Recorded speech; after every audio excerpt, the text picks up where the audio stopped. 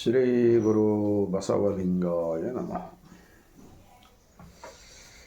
ಒಂದು ನಿಜ ಶರಣ ಅಂಬಿಗರ ಚೌಡಯ್ಯನವರ ವಚನ.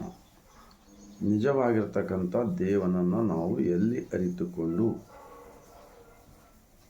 ಯಾವುದು ಸತ್ಯವಿದೆ ಯಾವುದು ಅಸತ್ಯವಿದೆ ಅಂತ ಅರ್ಥ ಮಾಡಿಕೊಂಡು ಸ್ವತಂತ್ರ ವಿಚಾರದಿಂದ ನಾವು ಎಲ್ಲಿ ಇದ್ದೀವಿ ಅಲ್ಲಿಯೇ ನಮ್ಮ ಅಂತರಂಗದ ದೇವನ ದರ್ಶನವನ್ನು ಪಡೆದುಕೊಳ್ಳಲು ತಿಳಿಸುತ್ತಾರೆ ನಿಜ ಶರಣ ಅಂಬಿಗರ ಚೌಡಯ್ಯ. ಕಟ್ಟಿದ ಲಿಂಗವನ್ನು ಬಿಟ್ಟು ಬೆಟ್ಟದ ಲಿಂಗಕ್ಕೆ ಹೋಗಿ ಹೊಟ್ಟೆ ಎಡೆ ಮಾಡಿ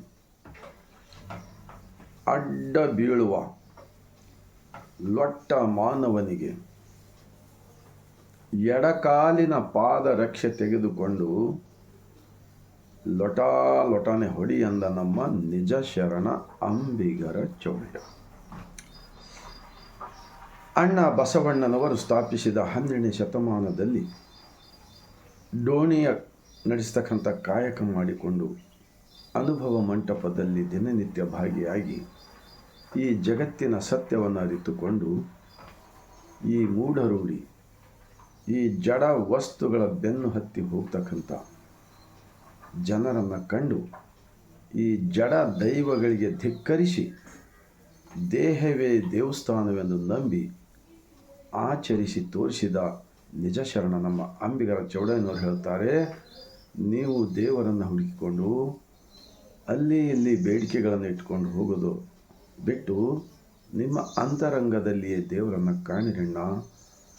ಅಂತರಂಗದ ಮನವನ್ನು ಶುದ್ಧಿಯಾಗಿಟ್ಟುಕೊಂಡು ಎಲ್ಲರಲ್ಲಿ ದೇವರನ್ನು ಕಾಣುವ ಒಂದು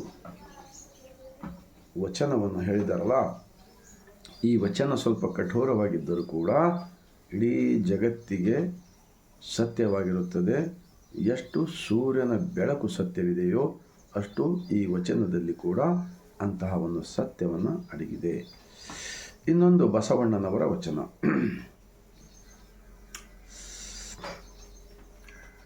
ಗಂಡನ ಮೇಲೆ ಸ್ನೇಹವಿಲ್ಲದ ಹೆಂಡತಿ, ಲಿಂಗದ ಮೇಲೆ ನಿಷ್ಠೆ ಇಲ್ಲದ ಭಕ್ತ, ಇದ್ದರೇನು ಶಿವ ಹೋದರೇನು, ಉಡದ ಆವಿಂಗೆ ಉಣ್ಣದ ಕರುವ ಬಿಟ್ಟಂತೆಯೇ ಕೂಡಲ ಸಂಗಮ ದೇವ.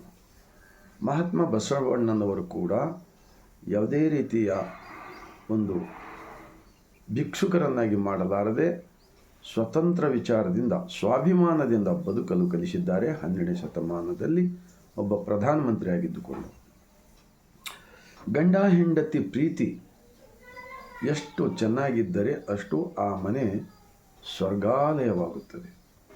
ಒಂದು ವೇಳೆ ಹಾಗೆ ಮಾಡದೆ ಹಾಗೆ ಬದುಕದೆ ಹೋದರೆ ನರಕಮಯವಾಗುತ್ತದೆ. ಈ ರೀತಿ ಒಂದು ಉದಾಹರಣೆ ಕೊಟ್ಟು, ಗಂಡನ ಮೇಲೆ ಸ್ನೇಹವಿಲ್ಲದ ಹೆಂಡತಿ, ಲಿಂಗದ ಮೇಲೆ ನಿಷ್ಠೆ ಇಲ್ಲದ ಭಕ್ತ. ಲಿಂಗವೆಂದರೆ ಇಡೀ ಬ್ರಹ್ಮಾಂಡವೇ ಒಂದು ಲಿಂಗ. ಈ ಬ್ರಹ್ಮಾಂಡದ ಒಳಗೆ ನಾವೆಲ್ಲರೂ ಹುಟ್ಟಿದ್ದೇವೆ. ನಮ್ಮೊಳಗೆ ಬ್ರಹ್ಮಾಂಡವಿದೆ. ಅಂತಹ ಜಗದೀಶ ನಿರಾಕಾರ ಸರ್ವವ್ಯಾಪಿ, ಜಗತ್ತ ತುಂಬ ಒಬ್ಬನೇ ಒಬ್ಬ ದೇವ.